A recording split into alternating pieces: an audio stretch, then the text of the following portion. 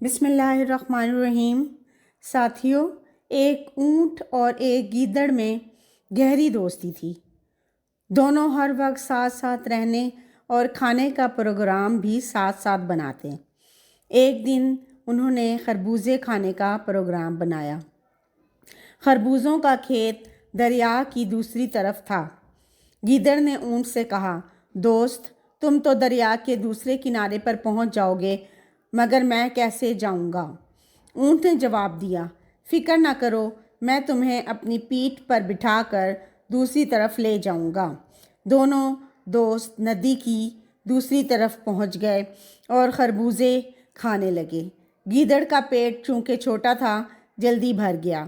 اس نے کھیت کے کنارے بیٹھ کر چیخنا شروع کر دیا۔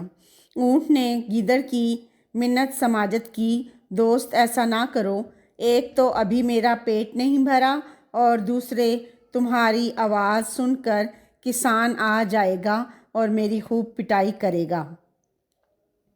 مگر گیدڑ نہ مانا اور کہنے لگا، میں عادت سے مجبور ہوں، اگر میں کھانا کھانے کے بعد نہ چیخوں تو پیٹ میں درد شروع ہو جاتا ہے۔ گیدڑ شور مچاتا رہا اور اس کی آواز سن کر کسان اور اس کے بیٹے لاٹھیاں لے کر پہنچ گئے۔ گیدڑ تو جھاڑیوں میں چھپ گیا، مگر اونٹ کو انہوں نے بہت مارا۔ مار کھانے کے بعد جب اونٹ دریا کے کنارے پہنچا تو گیدڑ اس کا انتظار کر رہا تھا۔ گیدڑ پھر اونٹ کی پیٹھ پر سوار ہو گیا۔ جیسے ہی وہ دریا کے درمیان میں پہنچے، اونٹ نے پانی میں غوطہ لگانا چاہا۔ گیدڑ نے کہا، دوست، یہ کیا کر رہے ہو؟ میں ڈوب جاؤں گا، خدا کے لیے ایسا نہ کرو۔ اونٹ نے جواب دیا، کھانا کھانے کے بعد اگر میں نہ نہاؤں تو پیٹ میں شدید درد ہونے لگتا ہے۔ یہ کہہ کر اس نے غوطہ لگایا۔ گیدڑ تیز لہروں میں بہہ گیا اور چند غوطے کھانے کے بعد ڈوب گیا۔